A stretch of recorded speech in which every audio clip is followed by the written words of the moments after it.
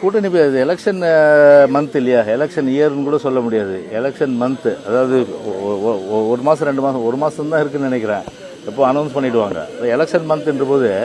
இப்போ நாங்கள் ஏற்கனவே வந்து எல்லா பணியும் ஆரம்பிச்சிட்டோம். அதை கிட்டத்தட்ட பார்த்தீங்கன்னா வந்து கழகத்துடைய பொதுச்செயலாளர் எடப்பாடியார் வந்து பூத்து கமிட்டி, அதே போல் வந்து மகளிர் குழு, இளம் பெண்கள் பாசறை, அதே போன்று பிரச்சார குழு, அதே போன்று தொகுதி தேர்தல் அறிக்கை குழு, இடஒதுக்கீடு குழு, இடஒதுக்கீடு பங்கீட்டு குழு, இந்த மாதிரி எல்லா குழுக்கள் அமைச்சு அவங்க வேலையை பார்த்துட்டு இருக்காங்க. அதனால் கண்டிப்பாக வந்து அப்ராப்ரியேட் டைம்ன்றது பார்த்தீங்கன்னா வந்து இந்த ஒரு மாதம் இல்லையா, உங்களுக்கு கண்டிப்பாக தெரியும். அதனால் எங்கள் தலைமையில் வந்து யாரெல்லாம் வந்து எங்கள் கூட்டணி எங்கள் தலைமை ஏற்றுட்டு வராங்களோ அவங்கள வந்து கூட்டணியில் இருக்கிறது கொடுத்து பொதுச்செயலாளர் வந்து முறையாக அறிவிப்பார்.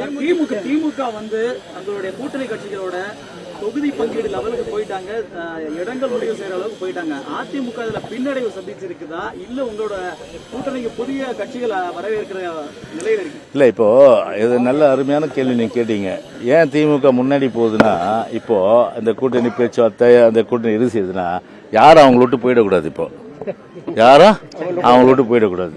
அதுக்காக தான் என்ன பண்றாங்க, சீக்கிரம் வாங்க சீக்கிரம் வாங்க சீக்கிரம் வாங்க, உட்காருங்க நம்ம பேசி முடிச்சுக்கலாம், உங்களுக்கு இத்தனை சீட்டு இத்தனை இடம் சொல்லிட்டு முடிக்கிறாங்க.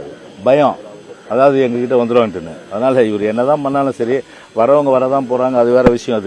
அதனால வந்து அது வந்து முறைப்படி வந்து எங்கள் தலைமையில் ஏற்றுக்கொள்கின்ற கூட்டணிக்கு கண்டிப்பாக எந்தெந்த கட்சிகள் இருக்கின்றத முறைப்படி பூச்சா அறிவிப்பார். அதனால அவங்க வந்து முன்னாடி எல்லாம் பண்றதுனால ஒரு பிரயோஜனம் கிடையாது போதில்லை. இன்னைக்கு தமிழ்நாட்டில் அவ்வளோ கடுமையான அதிருப்தி, சட்ட ஒழுங்குலேருந்து, விலைவாசியிலேருந்து, சொத்து வரியிலேருந்து, வீட்டு வரியிலேருந்து, மின்சார கட்டண உயர்வுலேருந்து, அதே போல் எல்லா தலித் சமுதாயத்துக்கு மிகுந்த கொடுமைகள், இப்படி எல்லாத்தையும் சீர்தூக்கி பார்க்குறாங்க நீங்கள் மக்கள் இன்னைக்கு. அதனால் இப்போ இன்னைக்கு வந்து பார்த்தீங்கன்னா ஒரு அதிமுகவுக்கு வாக்களிப்பதன் மூலம் தான் இவர்களுக்கு வந்து ஒரு எச்சரிக்கை. யாருக்கு?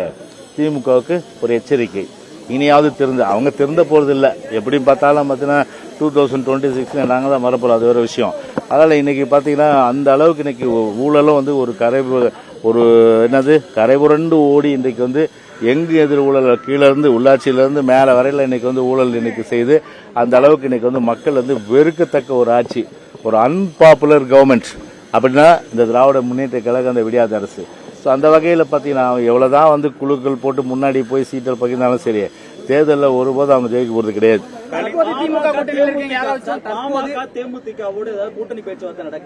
அதாவது ஒரு இயர்ஸ் கணக்கில் இல்லை, ஒரு மந்த்ஸ் கணக்கில் இல்லை, இன்னும் 1 மாதம் இருக்குது, வெயிட் பண்ணுங்க. அது வரல பார்த்தீங்கன்னா அதில் எந்தெந்த கட்சி எங்களோட கூட்டணியில் இருக்கிறத கண்டிப்பாக வந்து எங்கள் கட்சி தான் இப்போ சொல்லுவாங்க. இல்லை, அதெல்லாம் வந்து சஸ்பென்ஸுங்க, ஒரு ஆர்வத்தில் கேட்குறீங்க நீங்கள்.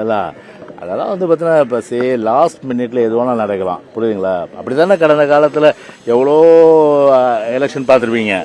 லாஸ்ட் ஒரு 3 நாள் 4 நாள் முன்னாடி கூட எல்லாம் வந்து அணி மாறுற அந்த நடைமுறையெல்லாம் வந்து தமிழக அரசியல் வரலாற்று நடந்துதானே இருக்கு. அதெல்லாம் எல்லாமே சாத்தியக்கூறுகள் உண்டு. அதாவது லெட்ஸ் வெயிட் அண்ட் சீ. செய்திகளை உடனுக்குடனும் துல்லியமாகவும் தெரிந்து கொள்ள சப்ஸ்கிரைப் பண்ணுங்க.